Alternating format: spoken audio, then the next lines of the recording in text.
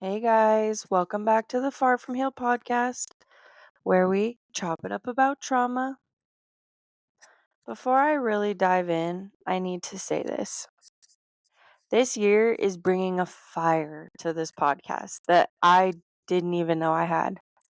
And honestly, we love a growing girl. Let's clock that T. This show is leveling up, and I'm leveling up. And I'm honestly done playing small with it. I'm manifesting my dream podcast guest this year. We're going Mariska Hargitay, Khloe Kardashian, and any other powerful humans who have influenced my life in ways they probably don't even realize yet. Why? Because I'm just a small town little mom who's not made anything big happen yet. But I'm going to.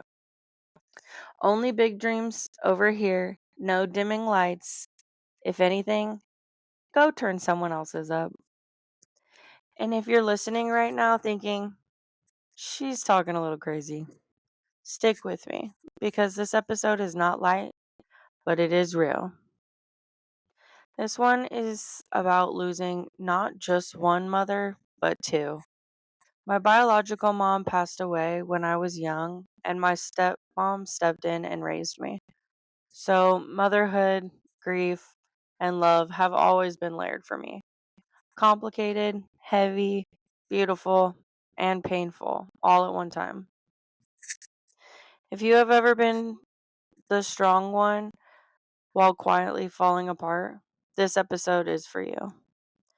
Today, I'm not here with answers, and I'm not here wrapped up with a bow. I'm here in the middle of it, trying to understand what grief looks like now as an adult, as a mother, as a partner, and as someone who's learned how to survive, but is still learning how to soften things.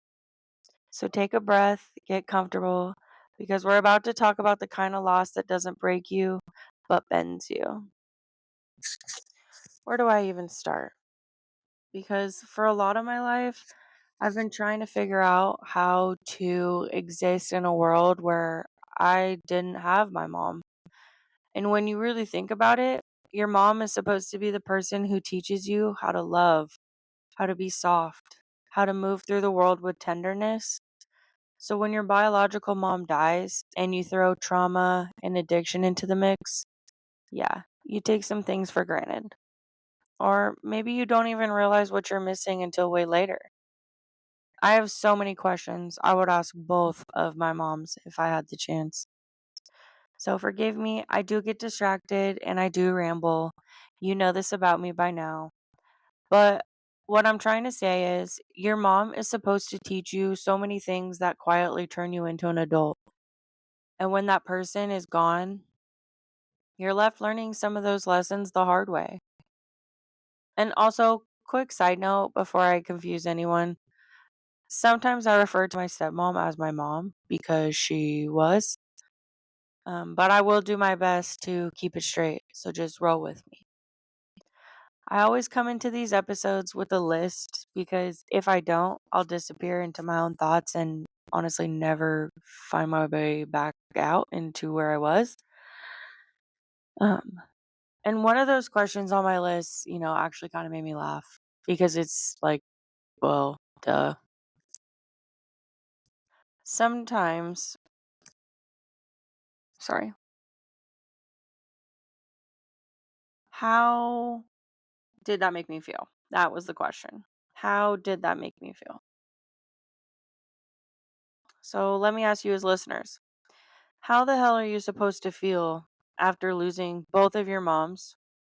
And not just them, but other strong women who have stepped into motherly roles and into your life too. Death kind of feels like it's been a reoccurring character in my life, like it just keeps popping up uninvited. And honestly, I feel numb to it most of the time. But recently, though, I had a breakdown. And when I say breakdown, I mean I cried for like 6 or 7 hours straight. And that's not normal for me. Remember, because we just brought up the episode about disassociating. So crying for hours is actually not very normal for me. and it was intense. Felt like everything was coming out all at once. Years of stuff I didn't even realize I'd been holding. I could feel the release. I could feel it. But I could also not stop it. I tried and then I would just keep crying. So yeah, I am still trying to figure out how all this makes me feel, cuz grief is a tricky thing to go to when you have to worry about somebody else's emotions on a daily basis. Shout out to all the moms that have to go through grief and still be a parent. But I do know this. I'm building a badass podcast, and I believe with my whole chest that it is going to reach the people who need it. Watching my mom pass away this last July was different than losing her 15 plus years ago. Her, as in my biological mom. Because now I'm a mother of two, I have a life partner, but I'm also still a daughter and a sister. What I realized while watching my family grieve was that I was calloused, numb in the moment. And I don't say that in a cold way. It was more like my body knew how to survive this already. And I focused, and I was, like I focused so hard on my sister and my dad because that's where I felt like I needed to be the most. Everyone around me was experiencing a pain I had already lived through and had already been dealing with for over a decade. And that might sound harsh, but it is the truth. I process things when I can, or at least when I feel like I can. And right now, I'm processing a lot of trauma, drama, and life all at once. It's coming at me from every direction. But is that going to take me down? Absolutely not. Let me let you in on a little secret. I'm a badass human. I'm stronger than most people I know. I struggle in silence. I struggle out loud. I struggle however I need to in the moment. And that's not a weakness. That's survival.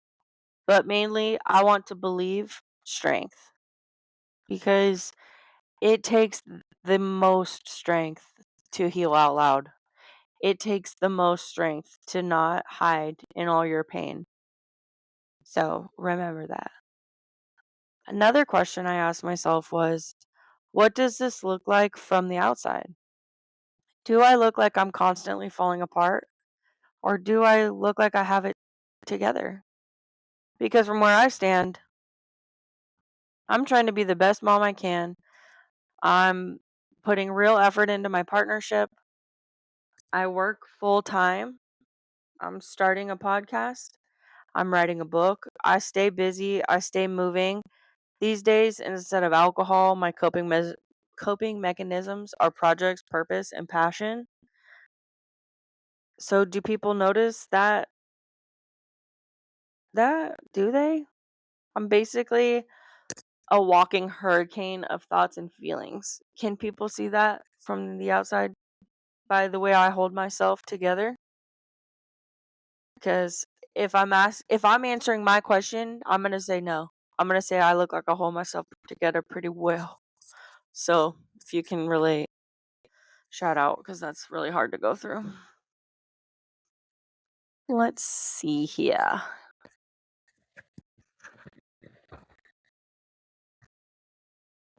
Because from where I stand, I'm trying to be the best mom I can, right? And I have to be emotionally available for myself, to be emotionally available for my kids. And I learned the wrong, hard way that coping mechanisms can be unhealthy, but they can also be healthy. So don't forget, don't always have to live an unhealthy life, I promise. As we wrap up this episode, I'll leave you with this. How do you handle grief as an adult while also being a parent, a partner, a provider, and a human being?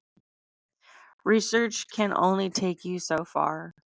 At some point, you're going to have to give yourself grace because we are our own worst critics. We beat ourselves up for not healing fast enough, for not being okay, and not being strong, quote unquote, the right way. I've learned over the years that I really am my biggest critic, but I also am pretty damn awesome. Both those things can be true at the same time. I am a mess, but I am also a badass. And honestly, I think that's enough for today. As always, this is Far From Healed podcast where we chop it up about trauma. Thanks for sticking around through this episode about grief and all the rambling. I am blessed with where my life is currently, even if it's not where I want it to be. One day at a time, y'all. One day at a time. Love you.